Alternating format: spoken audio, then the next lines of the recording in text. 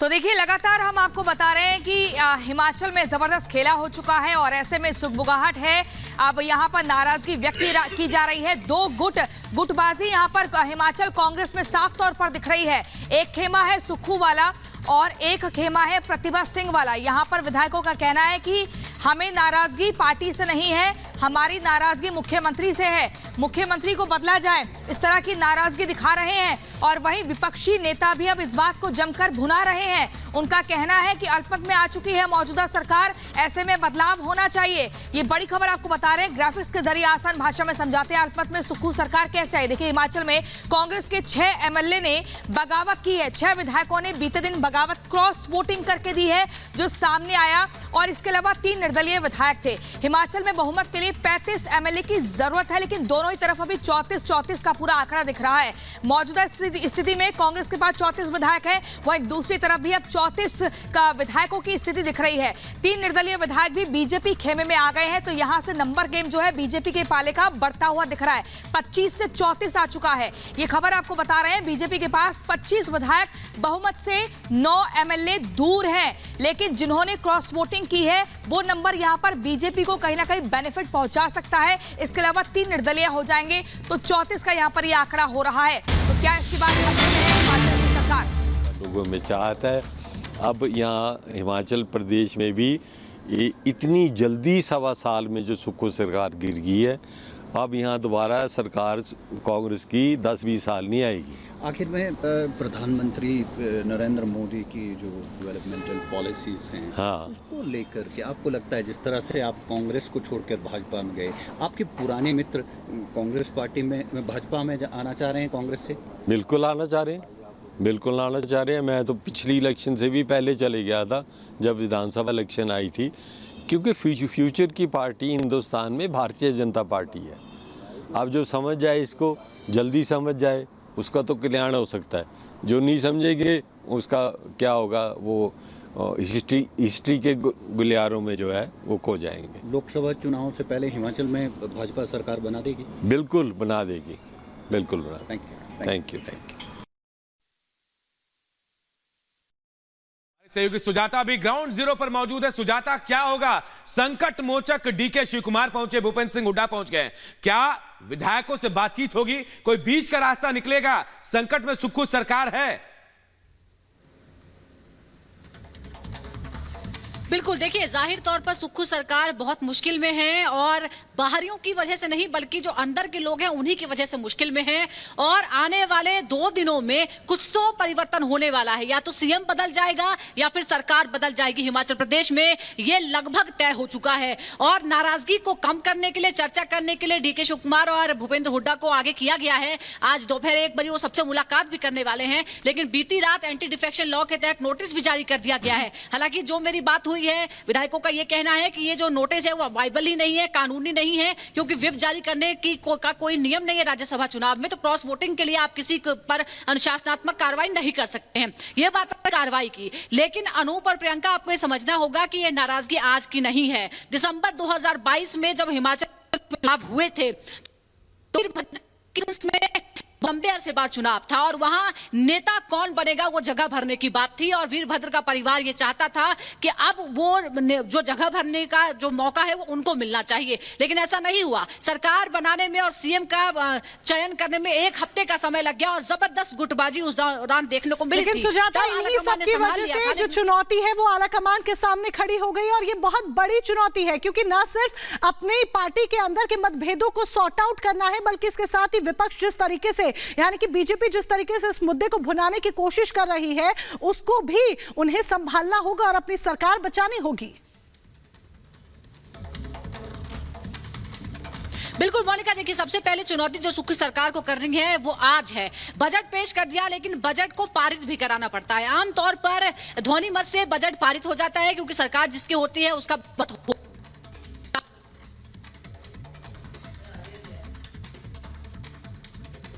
जी सुजाता, दोबारा आपके पास पहुंचने की कोशिश करेंगे। देखिए सुजाता, हमारी सहयोगी बता रही हैं हमें ग्राउंड जीरो से क्या कुछ मौजूदा संकट है, कैसे उभरने का प्रयास इससे कांग्रेस पार्टी करेगी, और यहां पर दो धड़े, एक गुटबाजी के चलते ये सब कुछ बीते दिन देखा गया। एक राज्यसभा की टिकट, एक सीट थी जिसको लेकर वहां पर भी हार का सामना कांग्रेस को करना पड़ा, जबकि नंबर गेम में कांग्रेस आगे थी।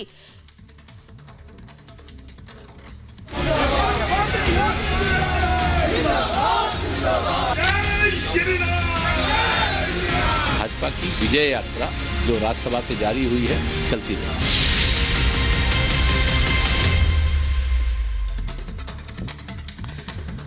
और बात योगी के परचम की करते हैं, क्योंकि कहीं ना कहीं इसकी वजह से इंडी बेदम नजर आ रहा है। दरअसल उत्तर प्रदेश में राज्यसभा चुनावों के रण में एक बार फिर से सीएम योगी आदित्यनाथ ने अखिलेश यादव को पछाड़ दिया है। योगी के सियासी दांव से अखिलेश की पीडीए का मानो जैसे दम निकल गया है। एक तरफ जहां अखिलेश अपनी हार के लिए सरकार को जिम्मेदार ठहरा रहे हैं, तो वहीं दूसरी तरफ समाजवादी पार्टी के नेता पल्लवी पटेल ने सीएम योगी को पारदर्शी चुनाव के लिए धन्यवाद दिया है। रिपोर्ट देखिए।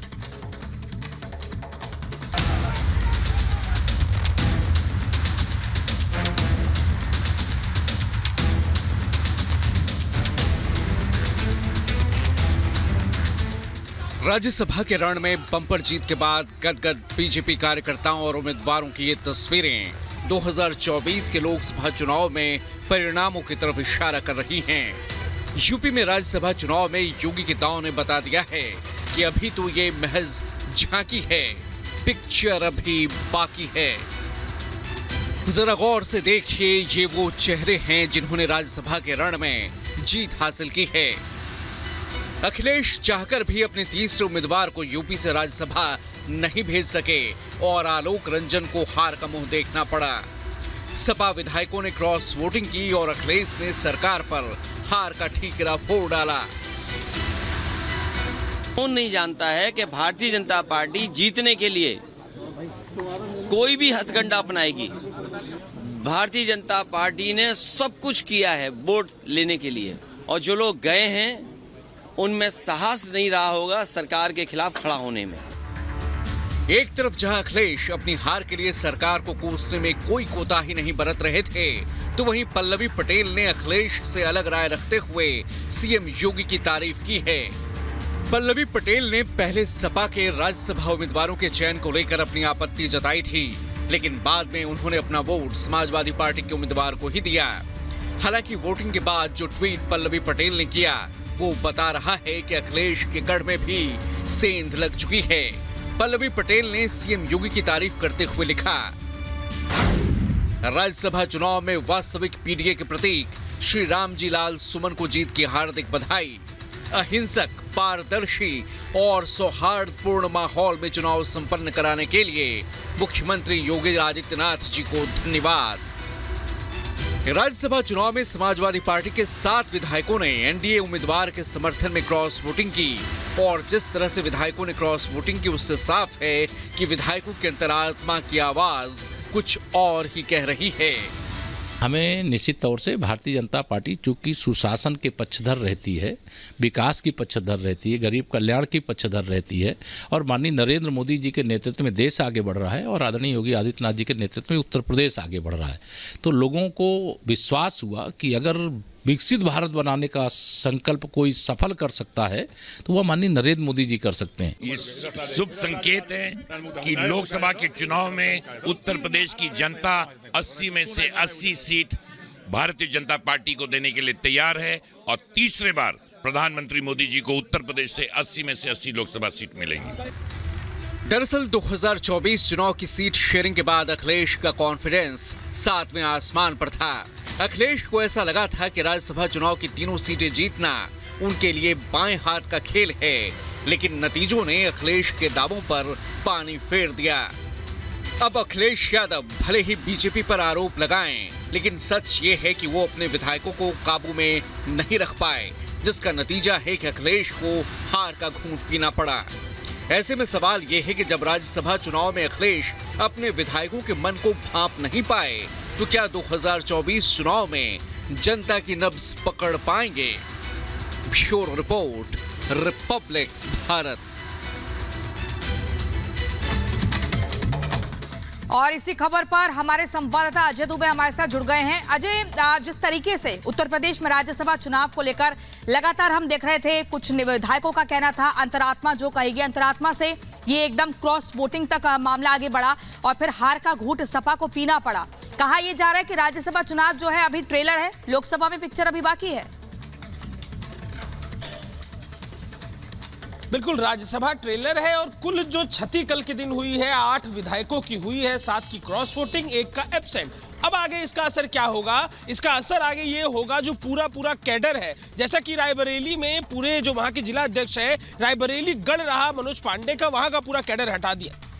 तो निश्चित ही लोकसभा चुनाव से पहले एक बड़ा डेंट है समाजवादी पार्टी के लिए नहीं, बल्कि इससे कांग्रेस को भी असर पड़ेगा, क्योंकि समाजवादी पार्टी परोक्ष रूप से कांग्रेस को रायबरेली अमेठी जीतने में मदद करती थी। और जो ये टूट हुई है इसमें बड़े पैमाने पे 2 विधायक अमेठी, 2 विधायक रायबरेली, इन इलाकों से जुड़े हुए हैं। तो इसका असर कांग्रेस पे भी सीधे पड़ेगा।